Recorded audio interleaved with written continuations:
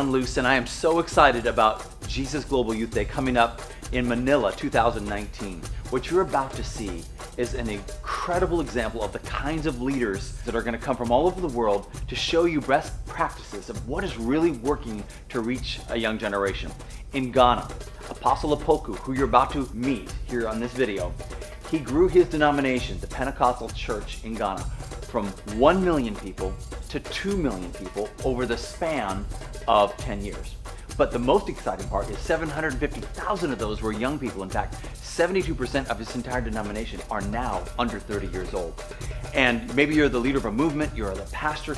How could somebody possibly do that? In addition, they grew so much financially, they didn't even try to raise money. They built a magnificent $30 million campus there in Ghana. So I invite you to listen carefully to some of the principles that you'll hear from Apostle Opoku here, and invite you to come to Jesus Global Youth Day, where you'll get to see and meet him in person, as well as other leaders from all over the world.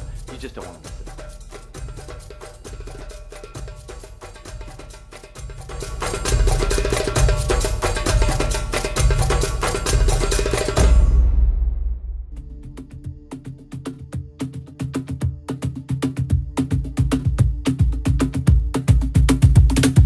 Talk to me about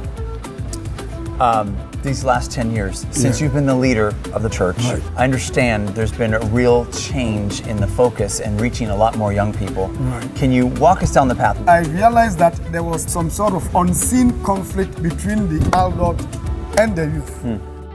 We were struggling with youth drain. Members of the church who were young people were leaving the church, to other charismatic churches. There were some cultural issues, the young people were struggling with. And then we became very youth-friendly to interacting with them, allowing them to ask questions, some of the challenges they are going through, and all of these things. Most of our churches were using the local language, but the PIWCs were going to use English as the means of communication. And that is where many of the young people attend church. So that has also kept them in the church. And we also had this practice where women covered their hair, to attend church. These practices were being forced on the youth as well, but it did not, contribute to our salvation. We should allow those who want to wear, and those who did not want to wear, to also feel free. I think that this also helped the young people to be free to dress, in a contemporary fashion, which was still spirit-filled, So that one too has helped the younger people to stay in the church. I wanted to work around how there could be unity between the adult and the youth. So we tried to give, I call seminars, trying to address the importance of having youth in the church, youth ministers, youth leaders, all around, getting them involved to do the job.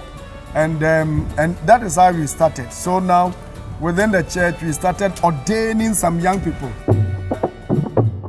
I am one of the young leaders, appointing me as campus pastor when I was about 30 years old, and as the director of the youth ministry at 32 years, and I'm the youngest who has ever occupied that position. Still a youth.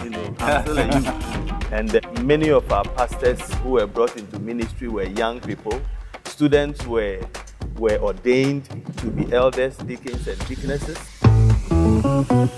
So the people were coming in, and we realized that now within the Church of Pentecost, the youth and children under 35 of age is about 71 point, almost 72%. So you've grown by about 750,000 people, youth, in 10 years.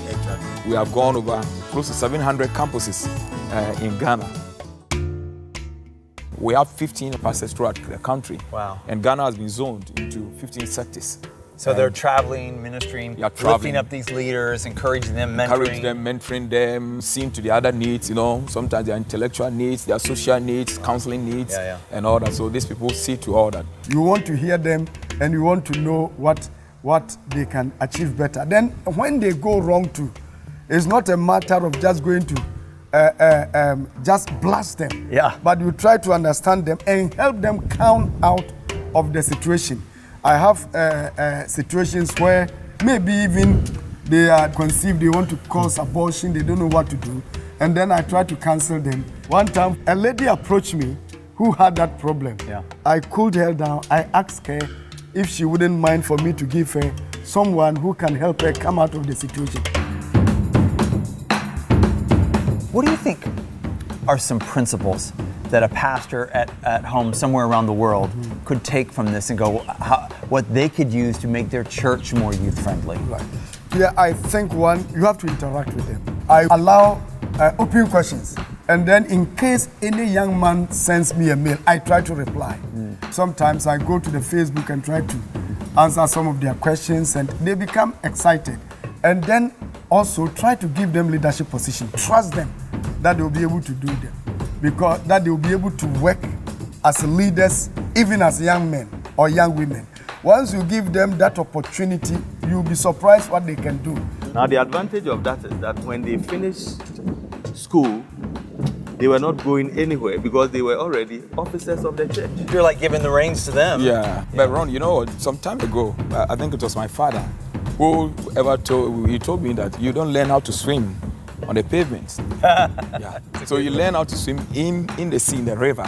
Yeah. So they are going to be the leaders. Nobody can take it from them. The future belongs to them.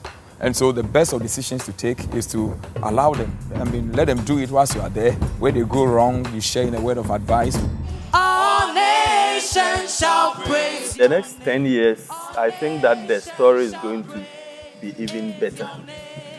Because considering all these young people who are in the church, if we are able to disciple them, if we are able to add them to the mission force of the church, and if we provide them the necessary avenues, then they should bring in even more converts. Jesus is winning. All nations shall praise your name. All nations shall praise your name. All nations shall praise your name.